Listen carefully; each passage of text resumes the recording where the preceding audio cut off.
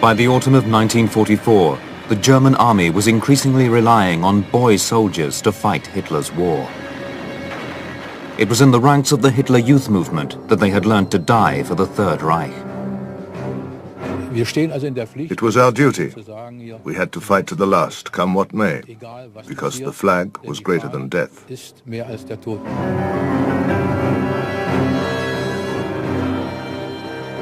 To die for the Führer, the people, and the fatherland if necessary. That's what they trained us for.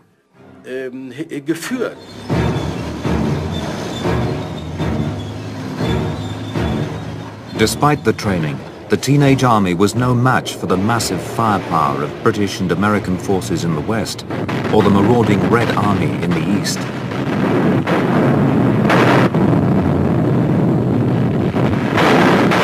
But the boy soldiers of the Hitler Youth were still Germany's most fervent defenders.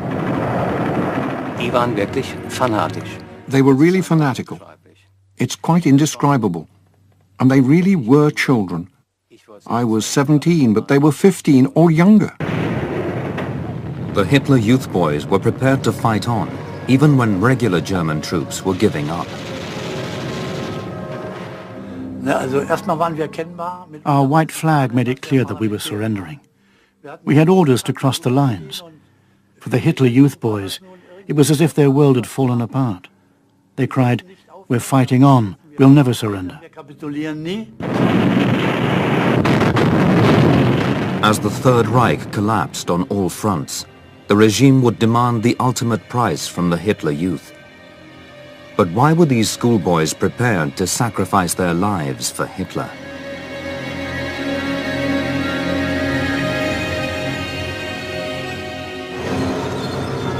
By Christmas 1944, the Nazis had been pushed back from the French Atlantic coast to the German border.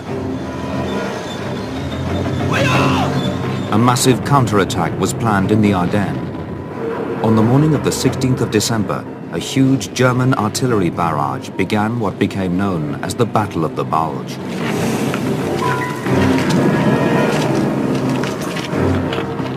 Failure was not an option. They'd stuffed us full of propaganda. We heard it from the officers and on the radio. They kept on telling us that we had to win, no matter how.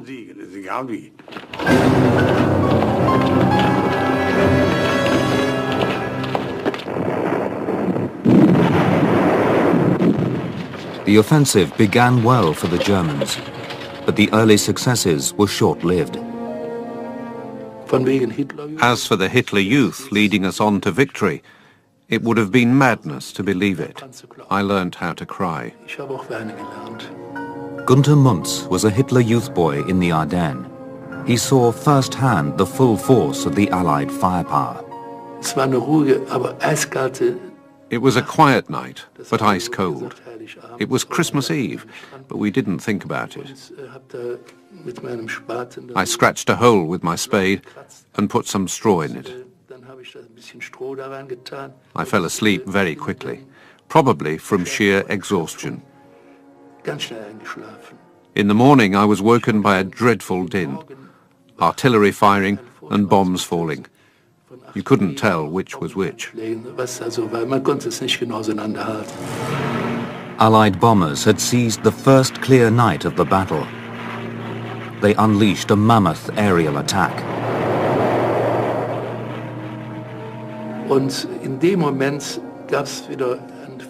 Then there came a dreadful bang. A shell or a bomb had exploded nearby. I crawled back into the hole and noticed I'd been hit in the lower leg. And then blood started to spurt out. I held the wound closed as best I could. After the initial German successes, the Allies quickly gained supremacy in the Ardennes. The campaign would cost Germany more than 100,000 lives. On the home front, government broadcasts ignored the bloodshed and concentrated on Christmas. Zurück in die Weihnachtsseligkeit der Kindertage.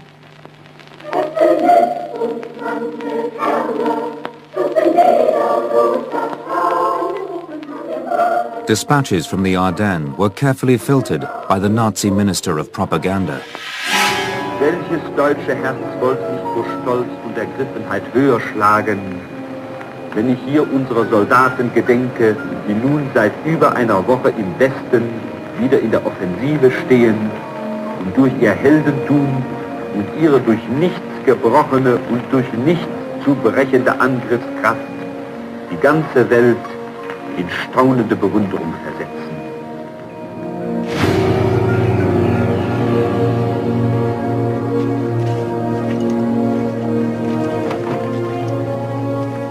By Christmas 1944, the average life expectancy of new recruits in the German army was only 1 month.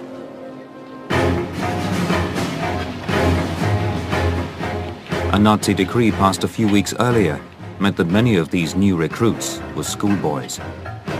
On the 19th of October 1944, boys born in 1928 had been declared ready for war. Boys of 15 and 16 proudly volunteered to fight for their country.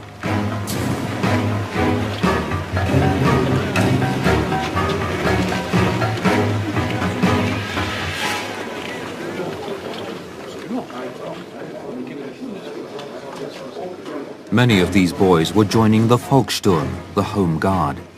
This army of schoolboys and grandfathers would provide a final line of defense for the German homeland. Everyone wanted to be a soldier and go to the front. All the boys felt like that.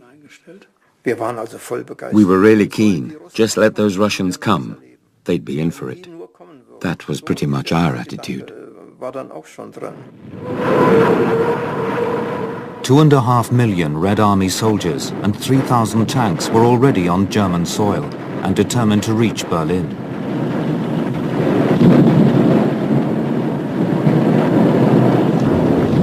In the last days of January 1945, the Russians completely encircled Königsberg in East Prussia, now Kaliningrad in Russia.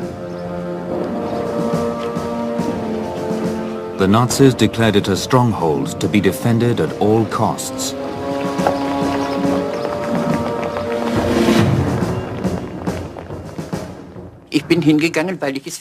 I volunteered as I thought Königsberg must be defended. It went without saying. Das war eigentlich selbstverständlich. The Nazis released a film called Kolberg that glorified the victorious stand of besieged Germans against Napoleonic forces. The boys were inspired by its message. If you fight as hard as you can and keep fighting, you will win. They won in Kolberg and we will win too. The reality in Königsberg was very different.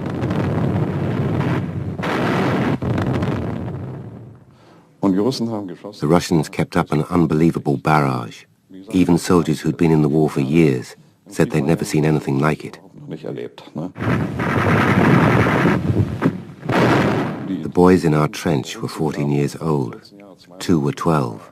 They cried, "Help, Mum." The soldiers wept and said, "Get the kids out." It was chaos, psychologically too. It is a pleasure to witness the defense of Königsberg, wrote the official Nazi newspaper, the Völkischer Beobachter.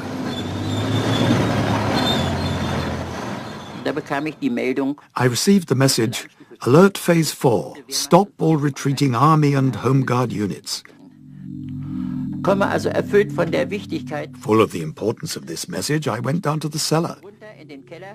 The acting battalion commander came towards me, a wine glass in one hand, his arm round a Russian girl, a forced laborer sent to work in Germany.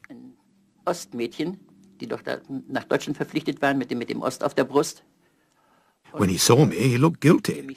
I thought, what's he doing? That's racial defilement. I really thought that. He shouted, "What are you doing here, coward? All the others are busy putting out fires. I'll have you shot."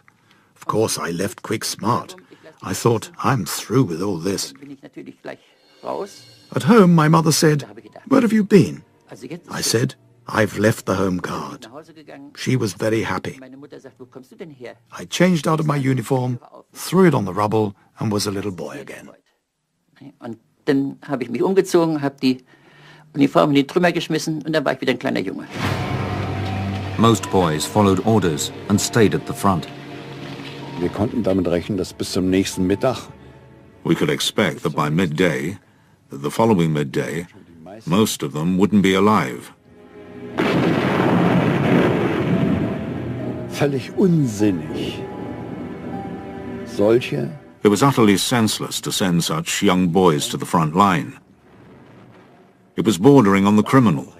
It was really quite unpardonable from any moral point of view and couldn't be justified. Von der inneren Einstellung her zu rechtfertigen und zu verhandeln. And yet the Nazis had to do it if they wanted to have any defensive capacity at all. Noch wenigstens einen Hauch von Verteidigungsfähigkeit zu erhalten. The battle for Königsberg raged on for months. But before the final surrender, hundreds of Hitler Youth boys were withdrawn. The SS needed them for special duties.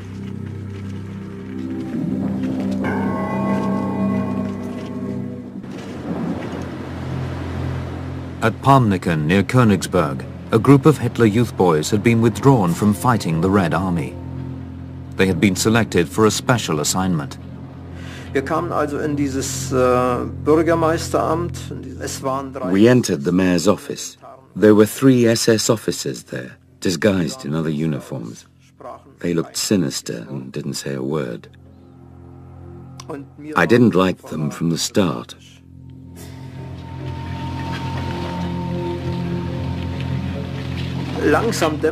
It slowly dawned on us that they were taking us somewhere for a special task. We, or at least I, had the feeling we had been selected for something special.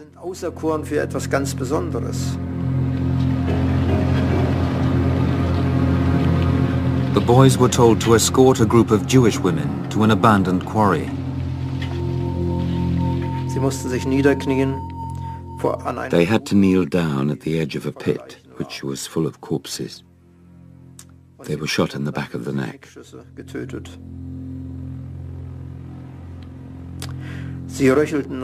You heard their death rattle when the sounds of the shots had died down. They were still moving in the pit as they breathed their last.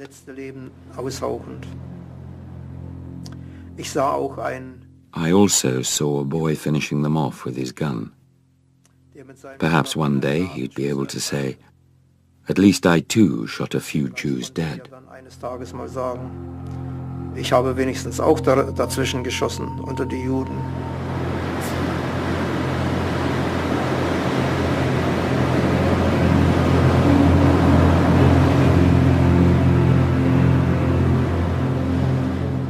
Ich bin dann nach Hause gegangen. I went home shamefaced and despondent.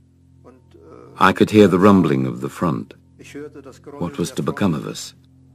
It was clear to me that when the Russians came, we would have to defend ourselves to the last. They would kill us all. We were all guilty. Wir sind alle mitschuldig. As the Red Army advanced, they savagely punished German civilians.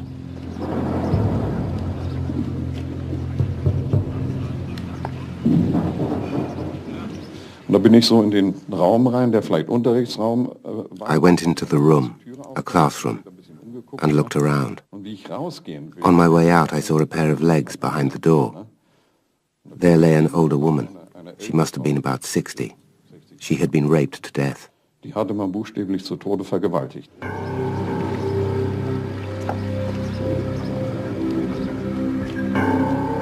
Scenes like these were common in Nazi newsreels.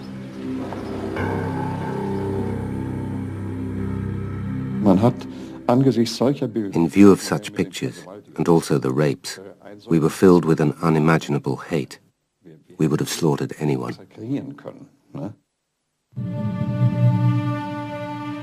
Breslau was another fortified German city in the east. It is now Wrocław in Poland. The citizens of Breslau received specific instructions. Breslaus Bevölkerung ist von ihrem Gauleiter aufgerufen worden, die Stadt bis zum Äußersten zu verteidigen. Mannesmut und Panzerfaust stoppen jeden Panzer. Over 1,000 Hitler Youth boys joined in the defense of the city. Then I went to my parents and said, now I'm a soldier. My mother said, oh no, now they're taking the children too.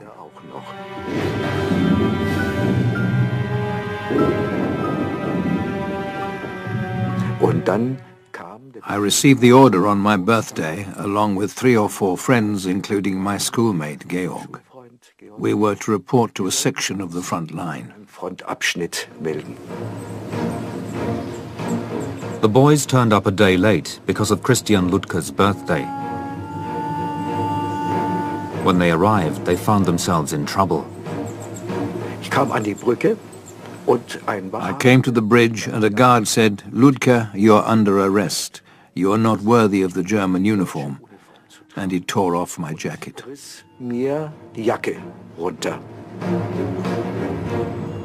The local Hitler Youth leader attended to the case personally. He told the boys he would be lenient. In your case, we'll treat it as a thoughtless, foolish act, and so we won't impose the harshest penalty, court-martial and firing squad. But as you were the ringleader, you won't get 20 strokes with a stick, you'll get 25. Nicht mit 20 Stockschlägen abmachen, sondern du bekommst 25. Beiß die Zähne zusammen und gab dann... Grit your teeth, he said. And then he beat me and said, off to the front, lad, prove yourself. I hope I can soon pin the Iron Cross on you. Das Eiserne Kreuz anstecken. To withstand the Red Army onslaught, a Hitler Youth combat group was formed.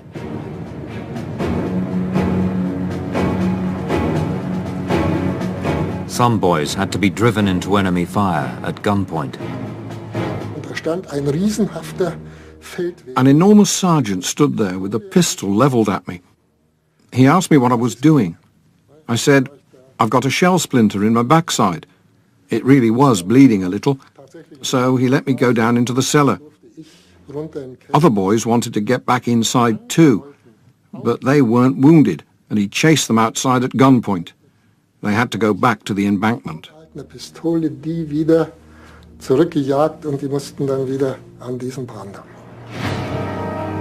The railway embankment marked the battle line around the city. The Russians were dug in at the top of the embankment. We were supposed to drive them back behind it. But from the embankment they could cover everything with their machine guns. So we were just being sacrificed. It was completely crazy. Es war also für mich eine total verrückte Sache. Ein aussichtsloser Kampf, den wir hier führen. It was a hopeless fight and could only lead to more losses. A lot of boys were crying, not only because they were hurt, but because they were scared.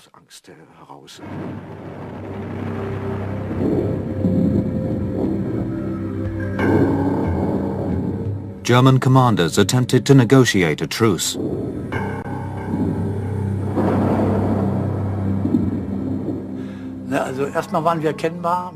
Our white flag made it clear that we were surrendering. We had orders to cross the lines. For the Hitler Youth boys, it was as if their world had fallen apart. They cried, "We're fighting on, we'll never surrender." But we had to get across. Of course, it felt strange. It was no good ordering them or arguing with them. They just stood there and blocked our way. Die standen eben da und ließen uns nicht durch. When Breslau finally fell in May 1945, half the Hitler Youth soldiers were dead. The rest were captured by the Red Army. But it wasn't just in the east that Hitler Youth boys were dying. On the Western Front, they would have to face the Americans. During the spring of 1945, the Americans crossed the Rhine, pushing deep into the heart of Germany. American soldiers were the perfect target for ambitious Hitler Youth boys hoping to prove their worth.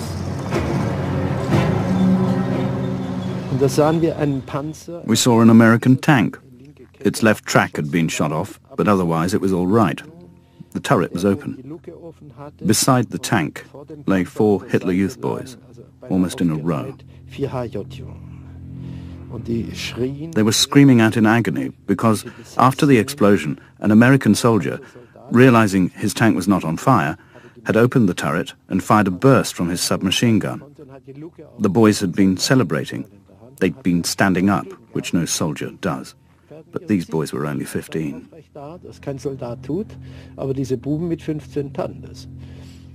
The bullets had hit them in the stomach. It's the worst sight imaginable. Their stomachs were torn and their insides falling out. One was calling for his mother, and they wanted water. The Americans were also horrified. They were shocked when they saw the boys. They got out their first aid packs. But they were soldiers. They couldn't do anything. They just stood around awkwardly.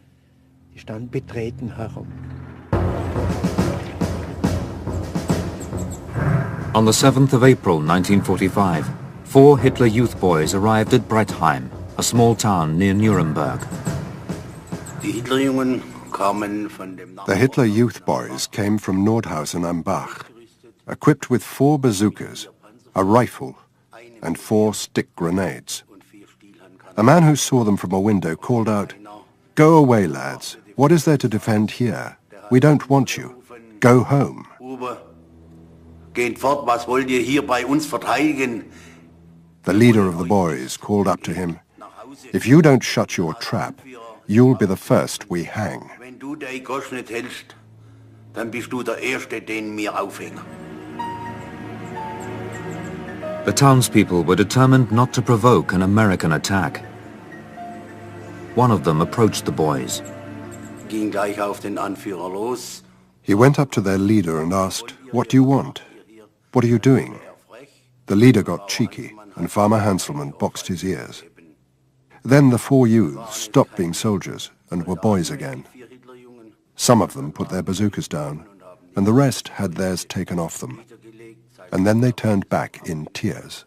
Und sind heulend wieder in ihren Ausgangspunkt zurück. The bazookas were thrown into the lake. The boys immediately reported this to the local SS. Then the wheels started to turn. A few hours later, a firing squad turned up in Brettheim. 3 men were sentenced to death. The farmer, Friedrich Hanselmann, the mayor, Leonhard Gagstatter, and the local party leader, Leonhard Wolfmeier.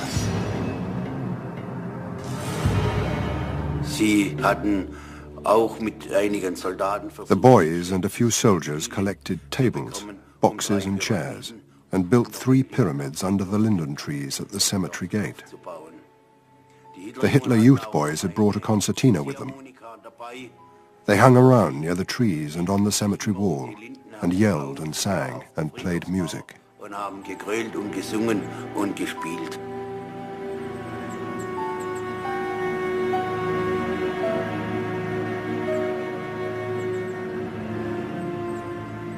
Das Schlimmste war aber dann, als nach The worst thing was that after the sentences had been read out under the linden trees, the boys squabbled as the men climbed up or were lifted up.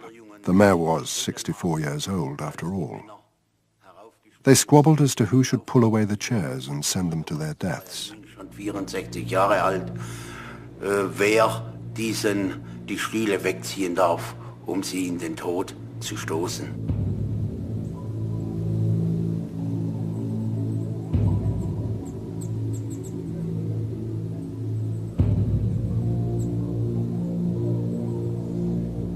Dann gingen die Hitlerjungen wieder raus zum Friedhof. Then the Hitler Youth boys went back to the cemetery, where they sang and played songs, like "The Frail Old Bones Are Trembling." They grabbed the feet of the hanged men and swung them round in a circle. It was worse than the executions to see these honorable men being dishonored. So in der Tat.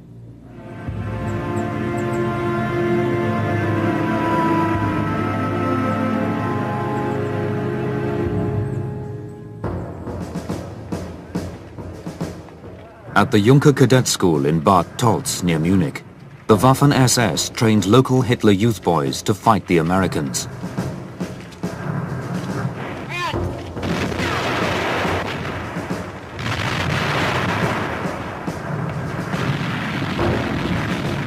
The boys practiced military maneuvers and learned the importance of loyalty.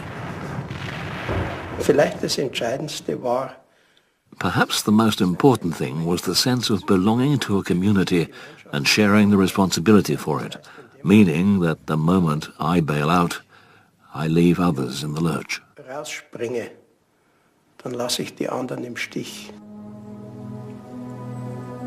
Bad Tolz, the schoolboys got their chance to fight when a squad of Hitler Youth boys was dispatched to repel the Americans at a bridge outside the town. Our yearning for a big adventure had already faded somewhat, as the bridge seemed totally uninteresting, totally insignificant.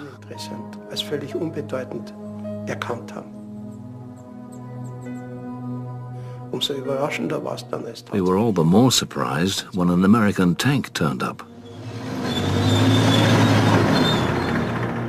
Es ist ein Malen und es ist ein Tanks make a grating sound, an inhuman, mechanical sound. When you hear it, you can't imagine men could be inside.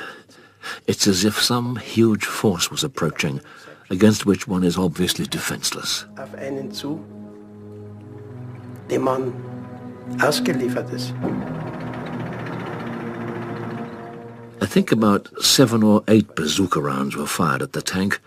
1 or 2 of them probably hit it dead on. Voll getroffen.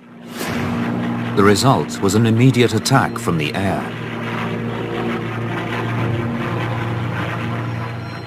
Plötzlich waren Suddenly 2 fighter planes appeared overhead. They hunted us down like rabbits. There's no other way to describe it. Beschreiben.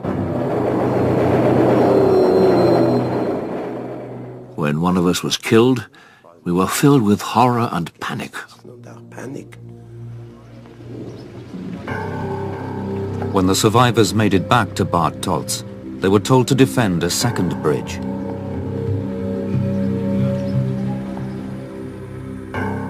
Ich wollte nicht draufgehen. I didn't want to die. Ich habe versucht. I tried to explain it to my 2 friends. Dieses klar zu machen und I couldn't convince them. Ich konnte sie nicht überzeugen. Gregor Dorfmeister went home. Ich denke mal, dass sie mich für When I left, they looked at me as if I was a coward.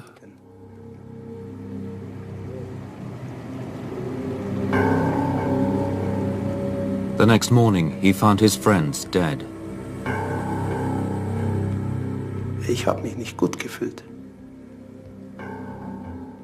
I didn't feel good, but I know that I'd probably have been lying there too if I hadn't left. Gelegen wäre, wenn ich nicht gegangen wäre.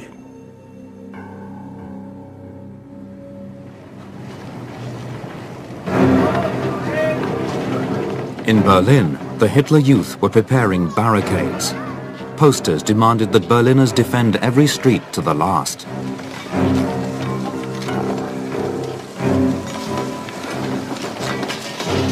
Some Hitler Youth boys still believed that they were on the brink of the final victory.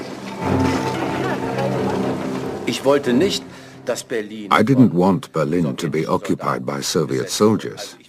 I wanted to defend Berlin. But I didn't know what the full story was. They had said General Wenck was coming with a relief army and we only had to defend the bridges over the Havel till Wenck came and we could celebrate the final victory. They were still telling us that tale in March 1945.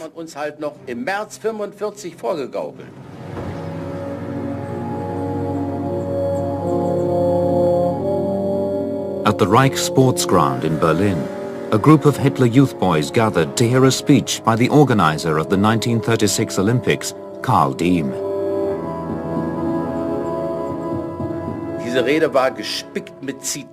His speech was peppered with quotations in which dying for the fatherland, the act of sacrifice, heroic sacrifice, was celebrated. We were youngsters of 16 or 17 who had been filled with ideals. 500 of us had assembled there. If the Russians had come to the sports ground then, we'd have attacked them at once. But the adults knew the war was lost. The Russians had reached the Oder. They were preparing to attack Berlin. In that respect, his speech was criminal and showed contempt for humanity.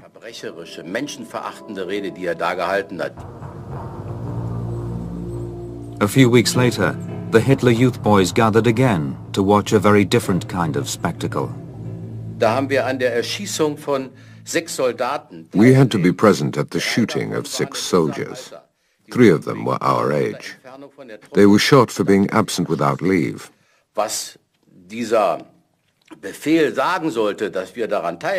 We had been given orders to attend, not as the firing squad, but as spectators up on the bank. It was made clear that anyone who was absent without leave would be hanged or shot.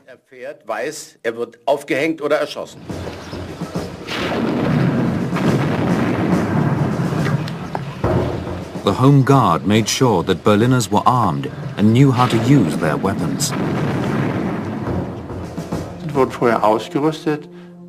We were given a French gun which was extremely long. We had to put the ammunition in our pocket.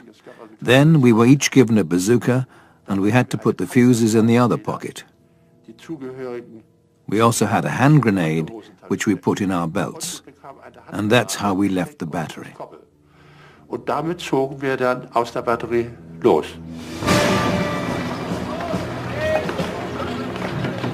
Preparations to defend Berlin continued. Many Hitler Youth Boys were involved.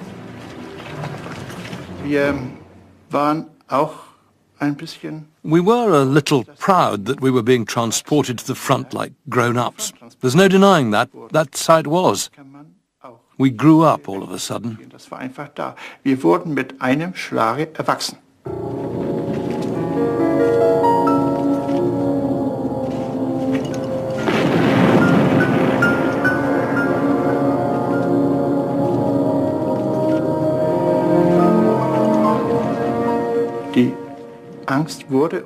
We'd been taught not to feel fear. We weren't allowed to show emotion, but always had to exercise discipline, self-discipline, and we always had to see things through to the end. On the eastern bank of the river Oder, Soviet troops stood ready to attack. They were only 70 kilometers away from Berlin. On the night of the 16th of April 1945, the Red Army launched a massive attack on the Seelower Heights. More than 16,000 cannon opened fire on the last fortified position east of Berlin. It was a kind of infernal storm. It was unimaginably awful. You sit in a hole and the minutes turn to quarter hours, and the hours turn to eternities. Time stands still.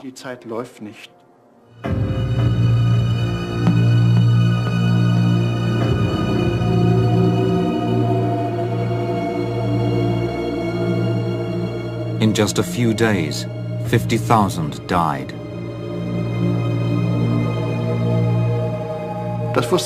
We all knew it was the end of our childhood, the end of our youth. We would never be the same again. Nothing now stood between the Red Army and Berlin. The Hitler Youth Boys faced their final test. In April 1945, the Red Army started its final push on Berlin.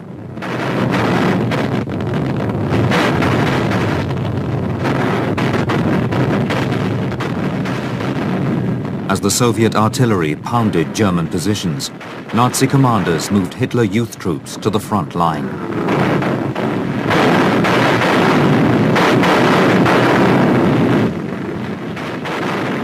Red Army soldiers were shocked when they saw who they were fighting. They weren't soldiers, they were kids, 14-year-olds or at most 16-year-olds. Just kids wet behind the ears who should have been at home.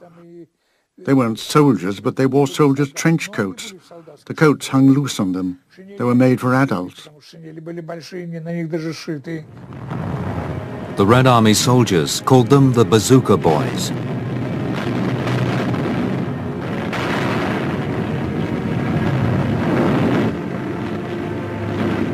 I was once shot at by one of those bazooka boys. I was wounded, and the soldier who got me was just a kid, a member of a Hitler Youth group or team or whatever.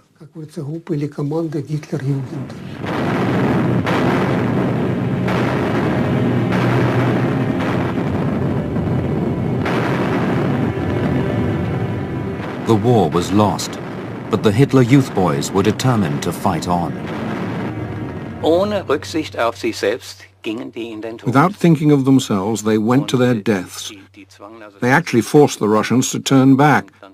But after that, everywhere on the street, children lay dead in their Hitler Youth uniforms.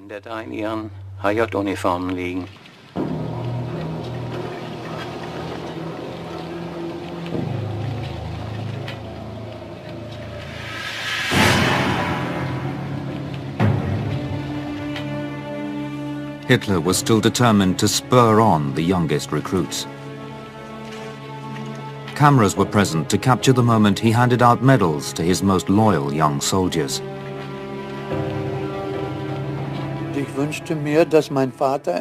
I wanted my father to go to the cinema in a few weeks' time and see his son being presented with the Iron Cross by the Führer, and see I wasn't a weakling.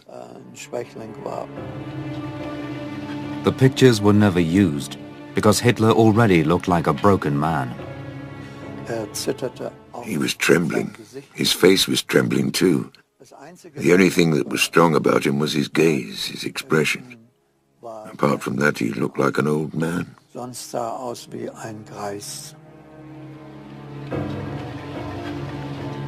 At Hitler's side was one of his most devoted henchmen, Arthur Axmann, the Hitler Youth leader.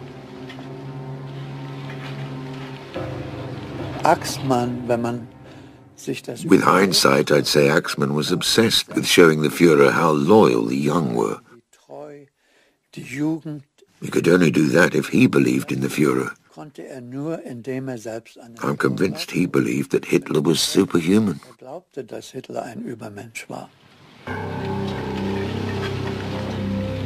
Axmann was responsible for sending thousands of boys to their deaths. Years later, he still defends his actions. Wir kapitulieren nie. We would never surrender, because it would mean burning our bridges. All we could do was look ahead and fight honorably to the end. Und ehrenvoll bis zum Ende zu kämpfen. Surviving Hitler Youth Boys see it differently.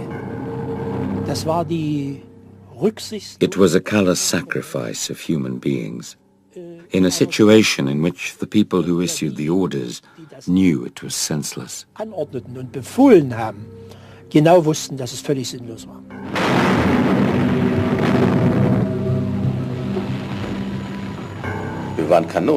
We were cannon fodder. Nothing but cannon fodder, sent to replace older, experienced soldiers.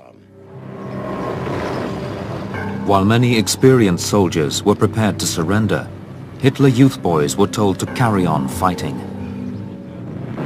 Ich weiß nur, dass Axmann nicht wollte, dass junge... I know Axmann didn't want Hitler Youth Boys to fight in units alongside old soldiers. He wanted to prevent the old soldiers saying to the boys, "This is shit. Let's just try to survive and get out of this mess." Das zu überleben und aus dem Dreck rauszukommen.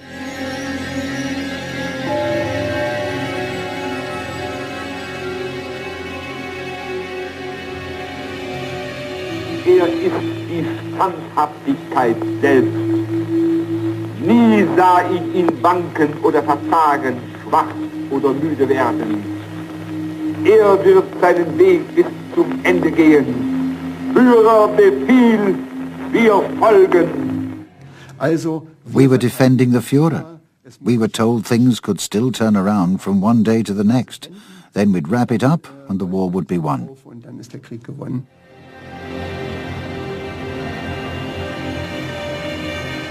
In April 1945, Hitler retreated to his bunker.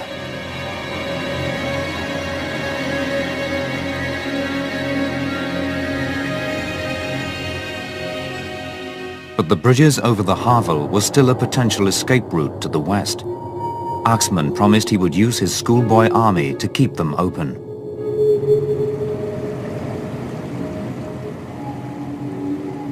It was a suicide mission for the boys. They knew that the bridge was the eye of the needle, and that when passing through it, they'd be fully exposed to Russian fire.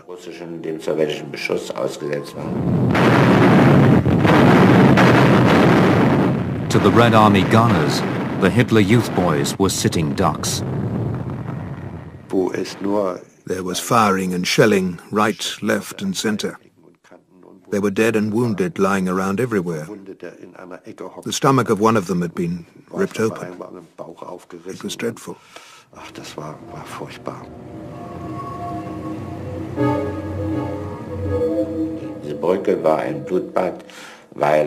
The bridge was a bloodbath. There were hundreds of dead and people with all sorts of injuries. They lay there and vehicles drove over them and there were rivers of blood. I was in a motorcycle sidecar and saw it all. It was a sight I'll never forget. As I said, there were rivers of blood. People were stepped on, crushed to death.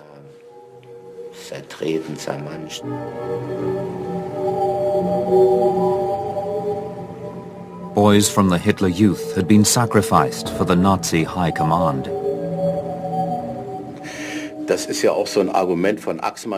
Axmann liked to argue that our holding the Havel Bridge gave a lot of people the chance to flee over the Elbe. But that was another piece of fiction. Who did we do it for?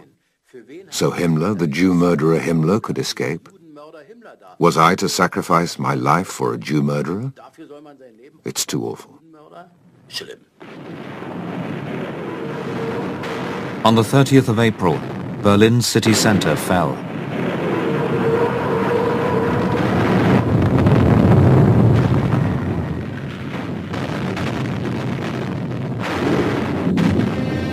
Only a few meters separated Red Army soldiers from Hitler's bunker. Under reinforced concrete several meters thick, Hitler weighed up his options. The longer it went on and the gloomier the prospects became, the more every conversation turned to death. They thought about how to kill themselves. Should they shoot themselves? Or should they take a cyanide capsule, which most of them already had with them? Some still talked about escaping. Axmann hatte die Vorstellung, dass ein kleiner... Axmann had the idea that Hitler could escape in the middle of a small group of Hitler Youth boys. Durch die Einklammerung durchkommen könnte. He suggested to Hitler that the boys be used as a human shield. Schild dem Führer zur Verfügung zu stellen.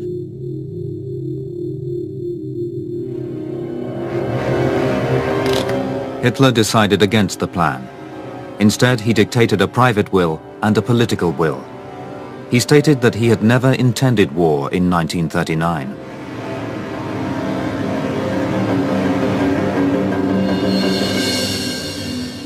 He then took his own life.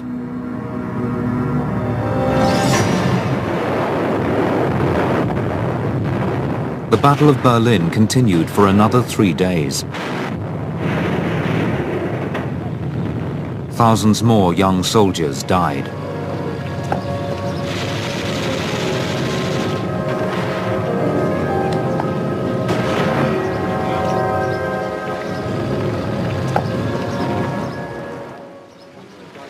Finally, the German army, the Wehrmacht, capitulated. Aus dem Hauptquartier des Großadmirals für 19. Mai 1945. Das Oberkommando der Wehrmacht gibt bekannt. Seit Mitternacht schweigen nun an allen Fronten die Waffen. Auf Befehl des Großadmirals hat die Wehrmacht den aussichtslos gewordenen Kampf eingestellt.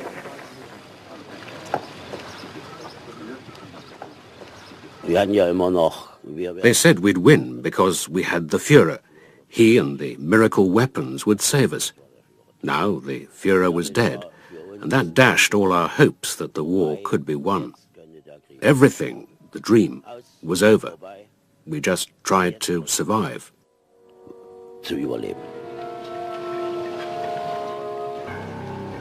For 12 years, the Hitler Youth had controlled every facet of German children's lives. With their master dead, Hitler's children were free. He was dead, and with him the Hitler Youth. Without Hitler, there was no Hitler Youth. It was strange. I was oddly unaffected by it all. But at the same time, I had the feeling, now you're completely free. Also jetzt bist du eigentlich völlig frei. Du lebst. You're alive. The war is over. A feeling of great happiness.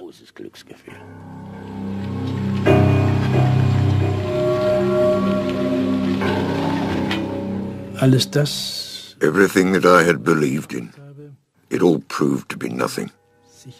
Nothing was left. Nichts. Es blieb nichts übrig.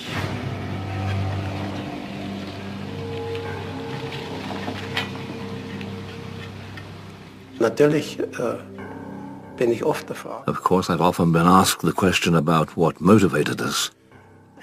The cool teenagers of today ask, why were you so stupid as to go along with it? I can only reply, thank God you can ask that question. We couldn't have asked it. Nicht stellen können.